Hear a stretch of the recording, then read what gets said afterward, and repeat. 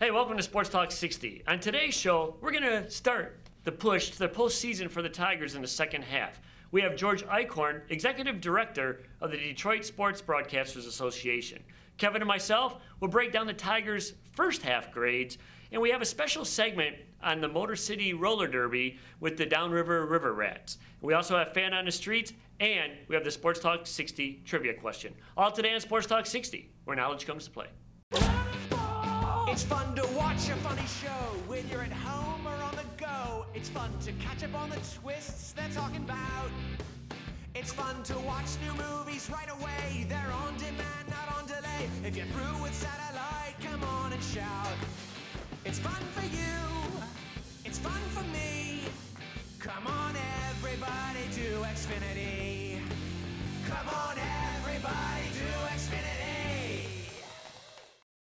Hey, today's Sports Talk 60 is brought to you by Neighborhood Alumni in Livonia, where fans get the widest selection of their favorite college apparel and merchandise. Visit Neighborhood Alumni on Middlebelt Road, just south of 7 Mile. Neighborhood Alumni, proud sponsors of teams in the Livonia community. Okay, the Tigers returned home after the All-Star break. They have a 7-game series. They're opening up against 4 games with the Angels, 3 against the White Sox. After the All-Star break, they had 3 games in Baltimore, which they took 2 out of 3. An impressive 13-inning loss, but it was a good game. The Tigers actually were down 4-1 in the 9th inning. They came back on a Quentin Berry hit with 2 outs to tie the game. In the top of the 13th, Quentin Berry did it once again to put the Tigers in the lead, but in the bottom of the 13th, the Tigers just couldn't hold it. Quentin Berry also chipped in with some great defensive play, and coincidentally, him and Austin Jackson lead the American League with 5 triples. The little time that Quentin Berry has been up here with the Tigers, he's actually batting in a high 288. He's chipping in the hits where he needs to be. We know he had the big 5-for-5 game a few weeks back. So Quentin Berry has been a little boost in the outfield and at the plate. He's making things happen. So if he can keep that momentum up, he should stay up here for the rest of the season. Austin Jackson, once again, we talked about Austin Jackson. Great leadoff hitter this season, doing a lot of right things. He's 10 home runs, and he should have actually been in the All-Star game, and he may have got the snub. But right now, with the defensive play of Austin Jackson and Quentin Berry in the outfield, the Tigers' defense is looking good. Also, JV coming off the Rocky All-Star performance. Of course, it was all for fun, throwing the heat, giving up a few runs, but he comes back after the All-Star break in Baltimore and does a shutout, folks. He pitches a shutout, which was unbelievable. Of course, opening up on the road after the All-Star break to take 2 out of 3 is a good feat that the Tigers need to do, because in the next 29 games, we're looking at teams over 500. So that's a thing that the Tigers have to get over, that hurdle. They have to beat the teams they need to beat. This series this week with Verlander going Friday night against the White Sox is a smart move. Open up against the team that you need to beat, put your best pitcher out there. So it should be an interesting run here for the Tigers the next 29 games. We know the Tigers have to win at least 16 or 17 of those to fare well. They're starting to move up in the standings, playing good. This division, it could be anybody's game. We know that the American League and National League has added another wild card spot. The Tigers are in that position right now, but they also are not out from taking this division also, folks. So that's the spot the Tigers want to key for. If we keep the injuries in check, the Tigers could actually go for the division. But it's going to be slim pickings. We don't know what the Tigers want to pick up yet. There's been talks about maybe picking up another pitcher, picking up a second baseman. But who do we deal with? Do we get one of the young pitchers like Andy Oliver, Casey Crosby, Adam Wilk, Dwayne Belo, Drew Smiley? We have a lot of young arms on this ball team that maybe could be the 5th starter here next year. A lot of them has been through the rotation this year. Also talk of Porcello, Delman Young, Brendan Bosch. Rayburn could be on that trade block also. So it should be interesting. Pickens will be slim. A lot of teams going to be finagling for a player out there, and the Tigers are going to have to get out there and make the moves. They just can't sit here, watch the TV, and wait for a player to come to them. So it'll be interesting in the next week what Dombrowski does. A lot of tension. In the past, he's always made some deals, so we'll see what's going to happen. But it's going to be an exciting road, a homestand here for the Tigers. 7 key games, Anaheim and the White Sox. Today's trivia question on Sports Talk 60. Which Tiger pitcher has the most career starts in Tiger history? So once again, which Tiger pitcher has the most career starts as a Tiger pitcher? The answer coming up at the end of the show. The first home series after the All-Star game, and we have some unique fans that traveled all the way from Grand Rapids tonight, correct? And we have, which family we have? The Rhonda family. And who are we? Betsy, Rachel. Sarah, Caitlin. Miriam, Spencer, Dan, Diane. Bobby. And it's a great big family here, and they're traveling down from Grand Rapids to see the Tigers tonight, and they're going to travel back home tonight, right? So there's no significance of the matching shirts, right? It's just 5 daughters, and they have the matching shirts on, right? But we're all Tiger fans. Right, absolutely. Do we have any predictions for the Tigers? What do they have to do after the All-Star game to prepare for the second half? What's the keys? Oh. In our family, we have a saying, you normally should win games. And whenever people ask these questions on TV, like what should they do? They have to win. So winning's the key. We know the next 29 games, they have games against teams at over 500 records, so that's a key. And we start in Baltimore, and we already won 2 out of 3.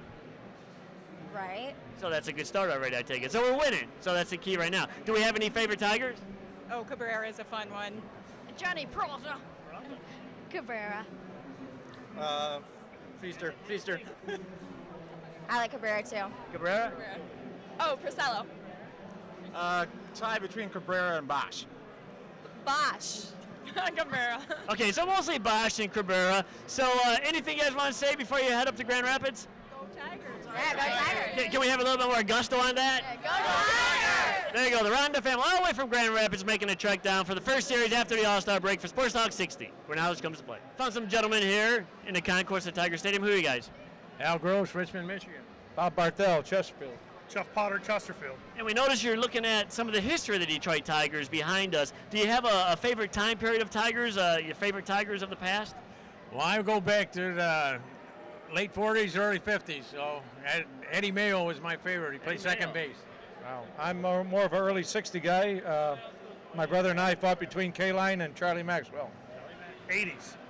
There you go. Now, All-Star game's over. We always know the Tigers struggle after the All-Star break. What do you think the Tigers, besides winning, obviously, they have to win in the second half. We know 29 games, teams a 500 record or better. Some of the strengths or weaknesses, what do you think the Tigers really have to do to improve in the second half? Wow. The starting pitch. You got to have starting pitching. Without that, you're done. So. Yeah, you got to get the bottom of the order hitting. Consistency throughout the whole order. Now, you know the next week or two is going to be fun. Dombrowski going to try to pull the gun, look for a player. Do you see the Tigers picking somebody up? And if you do, which position do you think that they're going to key in? Second base. Second base? Second base. Pitching. And if not second base, we know that's going to have to be a strength next year. And we're looking at a couple other positions like Peralta, we may lose at short. So it's going to be exciting in the second half run. Well, it should be. Good. Why they ever let Polanco go is, they got money, so they should have never let him go. I think Polanco wanted a long-term deal, and that's why he didn't get it, and they weren't going to give it to him. And they didn't want to give it to him. So do we predict the Tigers making a postseason? You know, they added a new wild card spot. The Tigers are fighting for that second spot. I think they can still make the division. So do we see a division winner or a wild card spot or not in the playoffs at all? I see him getting in there in a wild card. I think they beat the Sox. I think they get the division. Wild card at best. So 2 wild cards in a division from the guys down here at Comerica Park for Sports Talk 60. Found some fans in the concourse for the first series back after the All-Star game. And who are we? Lisa. Paige. Sunny. And where are you guys from? Westland. Westland. Garden City. Garden City and Westland. So you guys are here, the first series at home after the All-Star game. Everyone's a Tiger fan. Do we have a favorite Tiger? I like Cabrera. Verlander. Now, what's the key for the Tigers for the second half? You know, always after the All-Star break, the Tigers always plummet a little bit. So other than winning, where are the strengths of this team? Go ahead and ask her. You like Verlander, right? Yes. So pitching's got to be a key. Yes, him. Yep. I don't know who's pitching today. He's not pitching today, but. No, they're going to save him for Friday against Chicago, but obviously we know pitching's got to be a key. If Justin Verlander is that anchor, right? Right, exactly. And also, somebody mentioned Cabrera, so that must mean hits. Yes, hits and Prince Fielder. Yeah. Now, is that the biggest 3-4 combination in baseball? For weight-wise and poundage right there, to have Prince and Miguel right there? He's a big guy. They're big guys. He moves pretty good, honestly, for being so big. And what do you think of Cabrera's play at third? He does great. So any predictions? Tigers going to go all the way this year and make the World Series? Yes, we are. You should. You should. We're winning. There you go. From the girls from Westland and Garden City, the Tigers are going to win. Have anything you want to say tonight with some gusto? Go Tigers! Woo! Once again, I'm with George Eichhorn, Executive Director of the Detroit Sports Broadcasters Association, and he's going to share a moment with Ernie Harwell. Yeah, what a great guy. Of course, the late, great Ernie Harwell, John. Tremendous memories I have of him. I remember the first time that I was doing a photo piece for the Detroit Monitor, which I write for, and I asked Ernie and Paul Carey, could I have permission to get in and follow you around, follow you at a ball game? And we were at Tiger Stadium at the time, John, and it was just a tremendous experience because I saw the affection that the fans had for him, both him and Paul, but especially for Ernie. And what they were doing is, in a very subtle way, he was signing autographs, and he would never refuse anybody, as we know. Ernie would never refuse a conversation, an autograph. And we've got a great picture, myself and my photographer, Glenn Hibbert, took a picture of Ernie surrounded by all these fans, and Paul Carey too. And it was one of the centerpieces of my book. And John, as you know, I wrote the book on Detroit sports broadcasters on the air, and Ernie donated so many of his pictures, but I was so pleased that I hung on to that one picture of him, surrounded by the fans, mobbed by the fans, young and old, looking at him and staring in his face, and he was just so smiling and just so warm and friendly with everybody. And you know, I always remember that one picture, stands out in my mind, all the friendship and the love that he gave to the fans of Detroit. And you mentioned the book that you wrote about the Detroit sports broadcasters. Coincidentally, on my desk at home, I have the envelope mailed out to you with, I think it's a check for $23, right, for the book? And it's going to be going in the mail, I think, tomorrow for I can get my copy of that book. And after the interview, we'll actually put a thing in there if people want to get that book. It should be a great book. That'd be nice. I'd appreciate that. Yeah, I wrote it a few years back. And John, I know you're not in this edition, but I promise you'll be in the next one when I do another one, of course. But all kidding aside, there's Bud Lynch, Ray Lane, Bruce Martin, Van Patrick, Ernie Harwell, all the greats in that book, and a lot of photographs, really. It's a lot of stories, but mostly photographs, and your viewers will enjoy it. And if I'm in it, I got to put my co-host Kevin in it also. So, of course. There you go, George Eichhorn, Executive Director, Detroit Sports Broadcasters Association.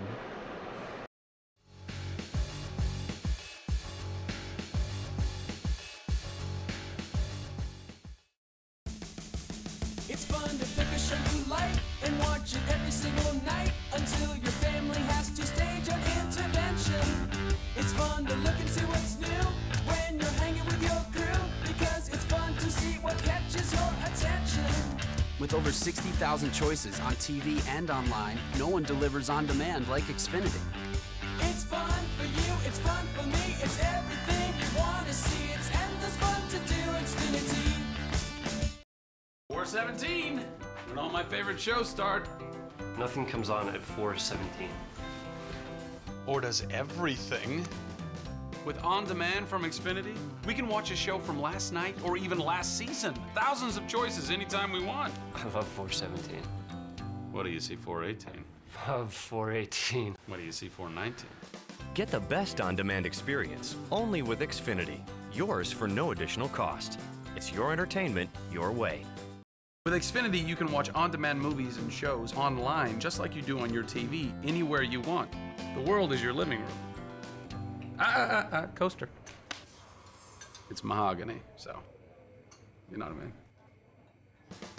Take your TV to go. Watch on-demand movies and shows even from Showtime and HBO. Online, anywhere, anytime. It's your entertainment, your way. Yours for no additional cost. Only with Xfinity. Get started at xfinitytv.com. As you all know, Qwest and CenturyLink have come together, and thankfully, they still offer the same old DSL speeds. And? To show our appreciation, I've taken the liberty of creating a new mascot. I present to you the CenturyLink Sloth. Half snail, half sloth. It's really slow. What about Slail? It's got a nice ring to it, no? We're going with Snoth. Go faster than CenturyLink DSL with Xfinity Internet, only from Comcast. Welcome back to Sports Talk 60. One of my favorite times of the season is always after the All-Star break when the paper breaks down the players' grades. I can't believe there's a sale on hair plugs. Right. So what was your big surprise? I know you looked this over. We talked about this prior to the show. And I'm sure everybody out there in Sportsland has read this already and maybe shake their heads on how some of these players are graded or not graded right. Well, you know, it's hard to say. You know, one person is grading these on what they're seeing, you know, but what everybody else is seeing, there's no failing grades, but a D- or a D+ to me in Major League Baseball is a failing grade. Right. Well, obviously the big names like Miguel and Prince and Justin, score a name. Right. Now, does it matter what kind of season they're having? Well, I don't. Or is it a name? Well, just because you went to the All-Stars, does that make you an A-plus player? I don't think so. I don't think so either. You got to be an A-plus player to get the A-plus rating. Right, and I look at Phil Koch, who had a B.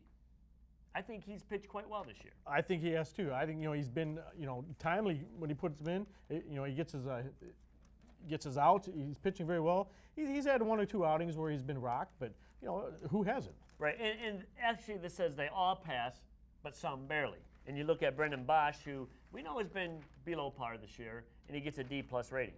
Well, and another D, obviously, Ryan Rayburn. Yes, that was a D-. A D-. Yeah. It's just hard to believe, Ramon Santiago, Johnny Peralta, these guys, Delman Young getting C's. These guys just haven't come through with the bat. But do you give a bad C rating for somebody that's not hitting? Well, then I look at a pitcher like Doug Fister. He gets a D. Well, Doug Fister has been pitching like a D pitcher. But is it his record reflects that D? How is he getting a run support? What kind of games is he given? Is it like getting blown out, or is it a close game? I mean, they're not giving a run support. Are you losing 2-1 games, or are you losing 9-2? Well, when you look at it all, the Tigers are 3 games over 500 right now. Looking at the scorecard, do they look like they should be 3 games over 500? Not if you look at the scorecard. I think they should be more. Well, definitely they should be more. Like we said before, I think they should be right around 50 and 35. Right, on paper, this team probably, when we went into spring training, thought they were going to be in first place the whole year. Right, and some of the major surprises that we've had, Andy Dirks, yes. Hitting very well, even Quentin though he Berry. was on. Quentin Berry came out of nowhere. Austin Jackson, who's having a great possible MVP year. He could be one of the comeback players Exactly. of the year if you look at it. He's playing like he did his rookie year. And by far, I'm not giving up on the Tigers because this is the way last season went. We went on that big road trip, 12-game win streak. That's when we clinched the division. Right. So by far, I'm not giving up on the Tigers, but I just think it's funny when I just look forward to stuff like this. I just love to read the grading because if I had to grade players, it'd probably be a whole different way I would do it. Well, yeah, and give them the pros, the cons, the plus, the minuses. There's just so much more that they could put in here that they don't see, that we don't see. And you know what? They're ball players. You're going to have days up and days down. Right. You're going out playing 162 games a year. Right. Tough on the body. Injuries take part. You can't perform like you always do. No, and performance is a big thing in this league. So we'll see what happens in the second half. In case you've been wondering where we've been all this time, well, now you know. Meet Bill Jr. Well, we emailed out pictures a while back, but DSL. Good things come to those who wait. Which is why we feel Xfinity is too fast for us. You can say that again. Which is why we feel Xfinity is too fast for us. I didn't mean literally say it again. Go way faster than DSL with Xfinity Internet, only from Comcast. And the card, please.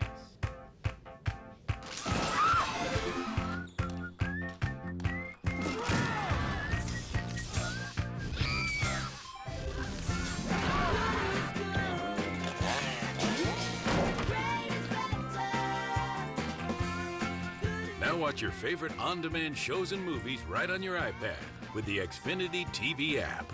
It's a revolutionary new way to watch, only from Xfinity. So you really set up and support my devices? Oh yeah, we can do it anytime, online and over the phone, or if you want, in person. Whoa, I know, it's pretty cool. Plus, I set up your other devices to run on a secure wireless network. Really? You're very good. Introducing Xfinity Signature Support, your 24/7 personal tech help desk, offering home networking, PC tune-ups, virus removal, and more. All from one source. Visit xfinity.com/signature support.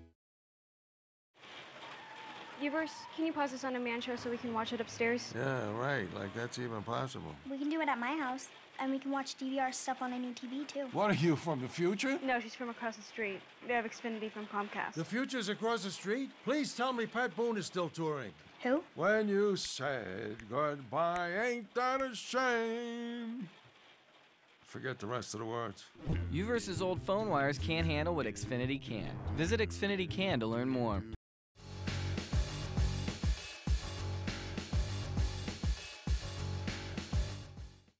Today's Sports Talk 60 is brought to you by Neighborhood Alumni in Livonia, where fans get the widest selection of their favorite college apparel and merchandise.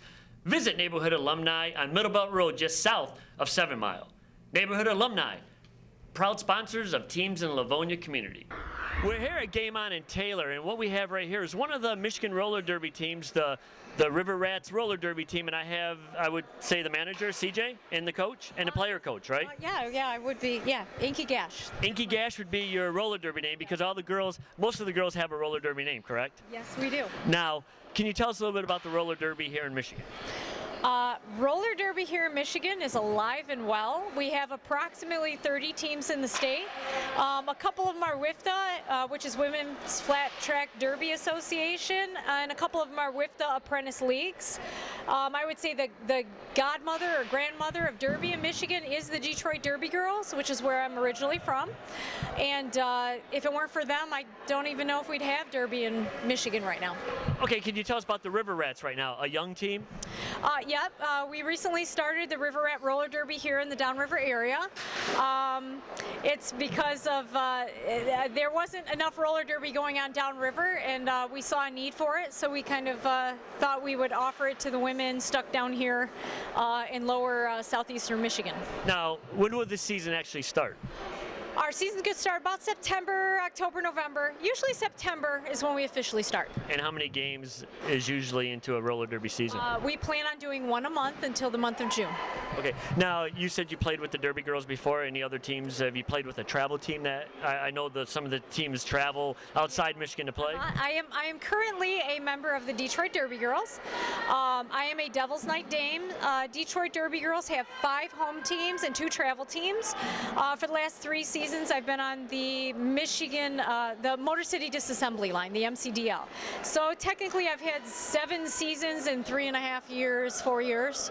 Yeah, in MCDL we're the B travel team, so we don't travel to big places like Los Angeles or Colorado, but we do Indiana, Ohio, Toronto. We've done like regional areas, Wisconsin.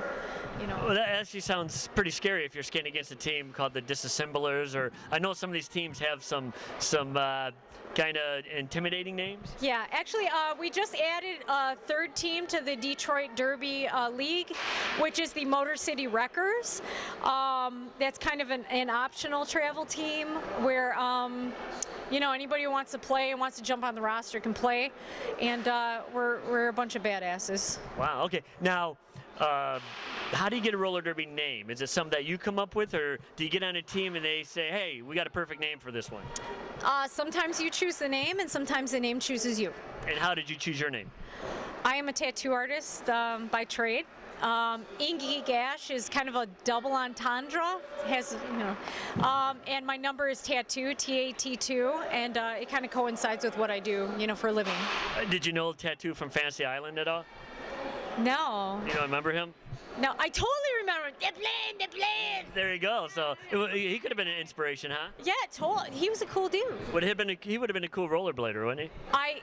Yeah. I think he could have kicked ass. Yeah. All right. Well, here at Game On in Taylor, we're with the Derby Girls from downriver. Here we are with Chris. Got to be the ugliest woman I've ever seen. Chris, what exactly are you doing here? I'm a referee in training, and got about 3 months in. Previously practicing with another league, and now I just started this with the Downriver Roller Rats. Now, Chris, how did you get involved with this? What made you decide you wanted to do something like this? My sister, Melissa May Knock You Out, TKO. One of the meanest girls around got me involved, and she wanted to see her brother get involved with the roughing because we definitely need lots of volunteers. And now, Chris, you obviously have a name also. What is your not stage name, but what would they call it? Some kind of a name? It's supposed to be Double Derby Sanchez. It's has yet to be registered. It's going to take a while, so it's a little process you have to go through. And now, what exactly do you have to do to become a referee? Basically, prerequisite is you have to skate and you have to put in the time. You got to be able to stand up on some quads and zip around and follow these girls because they're quick. Well, I'm sure that's not a problem following the girls around. Oh, it has its advantages. now, are there rules? I mean, did you get like a big thick rule book? Yes. Or you start out with a WIFTA book that you go through and basically read through everything and things you have to memorize, and it's basically, and you have to be at the same skill level pretty much as the women when you because you have to actually end up testing in and learning all their moves and because basically you have to know what they're going to be doing so you can watch and know, apply the rules to them it's a combination of being able to skate, knowing the sport, and knowing all the rules, and knowing when to call stuff on the girls. Well, obviously, you're going to be skating with the girls all tonight, and you're going to probably be sore tomorrow. What do you do? Do you work out on your days off? Or? Yes, actually, today is my second session skating today.